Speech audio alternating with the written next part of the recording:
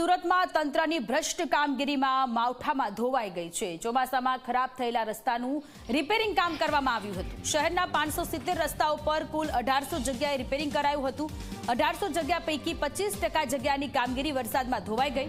થોડા સમય અગાઉ જ રિપેર કરેલા રસ્તા માવઠામાં ફરી ખરાબ થયા। કોર્પોરેશને રસ્તાના રિપેરિંગ પાછળ 140 કરોડનો ખર્ચ કર્યો હતો। 140 કરોડના ખર્ચા બાદ પણ 25% રસ્તા ફરી બિસ્માર થયા। માવઠામાં રસ્તાઓ ખરાબ થતા તંત્રની કામગીરી સામે સવાલ। રસ્તાઓ પર ફરી ખાડાઓ પડતા કામગીરીમાં ભ્રષ્ટાચારની ગંધ। 9 રસ્તાઓ એવા કે જ્યાં 4 વાર રિપેરિંગ કરાયું છતાં પણ તૂટી ગયા છે। તો સુરતની આ ઘટના છે।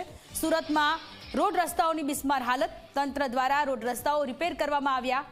140 કરોડનો ખર્ચો કરવામાં આવ્યો। રસ્તાઓમાં જે ખાડા પડ્યા હતા ચોમાસામાં એ ખાડાઓ પૂરવામાં આવ્યા અને એ 50% રસ્તાઓ ફરીથી આ કમોસમી વરસાદ પડ્યો એમાં ધોવાઈ ગયો, બિસ્માર થઈ ગયો છે। સંવાદદાતા પ્રશાંત ફોન લાઈન પર જોડાયેલા છે। પ્રશાંત, સુરતમાં જે રસ્તાઓ છે એની હાલત અને એના કારણે વાહન ચાલકોની હાલત દયનીય છે। 140 કરોડનો ખર્ચો કરવામાં આવ્યો અને છતાં પણ 40% જેટલા રસ્તાઓ હજુ પણ બિસ્માર જ છે।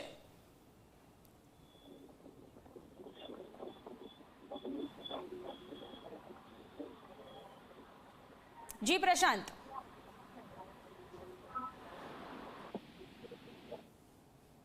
તો ફરીથી સંપર્ક કરીશું, ટેકનિકલ કારણોસર ફોન કપાઈ ગયો છે। તો સુરતમાં રોડ રસ્તાઓની બિસ્માર હાલત। 1800 જગ્યા પૈકી 25% જગ્યાની કામગીરી વરસાદમાં ધોવાઈ ગઈ છે। 3-4 મહિના પણ આ તંત્રની કામગીરી નથી ટકી। ત્યારે સવાલ એ થઈ રહ્યો છે કે તંત્ર દ્વારા કેવા પ્રકારની કામગીરી થઈ હશે કે આવા નજીવા કમોસમી વરસાદમાં જ રોડ રસ્તા પાછા ખાડાવાળા થઈ ગયા।